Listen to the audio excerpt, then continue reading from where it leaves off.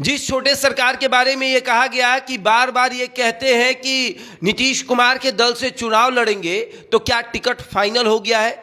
जिस छोटे सरकार के लिए जेडीयू के मुख्य प्रवक्ता ने ये कहा कि भैया बार बार कहते हैं, क्या आला कमान से बातचीत हो गई है? और छोटे सरकार को भी ये लगा, अनंत सिंह को भी ये लगा कि भैया नीरज कुमार सही बोल रहे हैं। उसके बाद से अनंत सिंह ने ये कहना बंद कर दिया और उसके बाद एक्शन मोड में आए और उन्होंने कहा कि अब करके दिखाएंगे।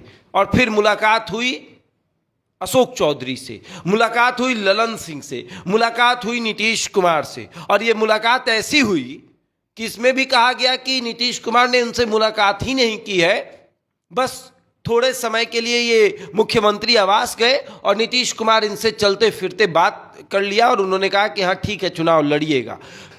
फाइनल नहीं हुआ है। और अब अनंत सिंह का जब जलवा देखने को मिला तो जेडीयू के मुख्य प्रवक्ता अब अपने पार्टी पर भी आरोप लगा रहे हैं। जेडीयू के मुख्य प्रवक्ता का मानना है कि हमारी पार्टी गलती कर रही है। क्यों?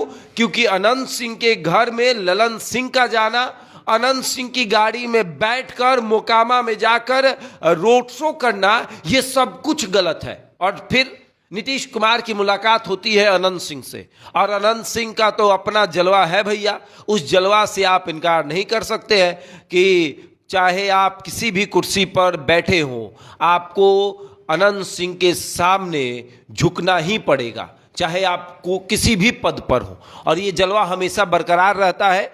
अनंत सिंह की मुलाकात नीतीश कुमार से अशोक चौधरी के घर पर हुई और वो देखने को मिला कि किस तरीके से नीतीश कुमार ने अनंत सिंह को देखकर कहा कि पूरा माहौल बनाए हुए हैं। और फिर ये फाइनल हो गया कि मोकामा से छोटे सरकार फिर से चुनाव लड़ेंगे, चाहे जेल में रहकर चुनाव लड़ना हो या फिर किसी पार्टी से चुनाव लड़ना हो या फिर निर्दलीय चुनाव लड़ना हो। अनंत सिंह लगातार कई बार मोकामा से चुनाव जीत चुके हैं।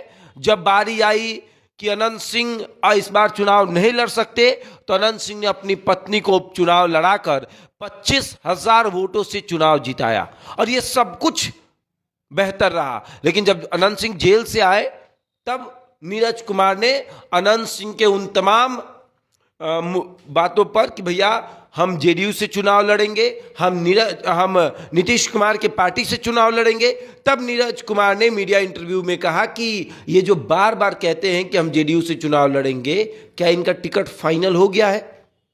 और तब हमने ये भी खबर चलाया कि नीरज कुमार मोकामा विधानसभा सीट से चुनाव लड़ना चाहते हैं। 2015 में वो चुनाव भी लड़े थे जेडीयू के टिकट पर, लेकिन अंततः उनकी हार हुई थी। अनंत सिंह के सामने सब लोग आ चुके हैं।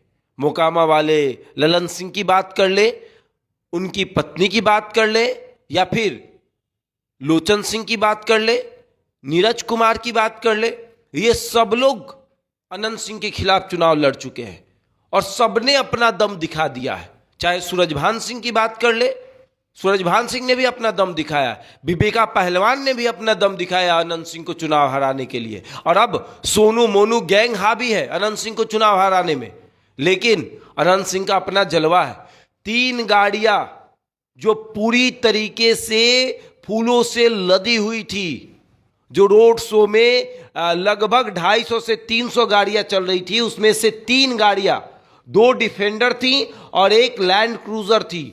ये तीनों गाड़ियां फूलों से लदी हुई थी और ये जलवा है छोटे सरकार का। और लगभग अब टिकट फाइनल हो गया है, क्योंकि जेडीयू को भी लगता है कि अगर टिकट नहीं देंगे तो ऐसे भी ये सीट हाथ से निकल जाएगी। अगर इस सीट को अपने पाले में रखना है तो भैया समझौता तो करना पड़ेगा। और अब मोकामा सीट से समझौता हुआ है और अनंत सिंह मोकामा विधानसभा से जेडीयू के उम्मीदवार होंगे, और इतने मजबूत उम्मीदवार होंगे कि फिर आप ये नहीं कह सकते कि भैया वो चुनाव हार जाएंगे। आगे देखिए क्या होता है। बहरहाल इस खबर में इतना ही। बने हमारे साथ। और खबर भी असर भी सिर्फ एस ब्रेकिंग न्यूज पर। हम वही दिखाते हैं जो हकीकत हो, निर्भय और निडरता के साथ। आज ही चैनल को सब्सक्राइब करें। विज्ञापन देने के लिए संपर्क करें।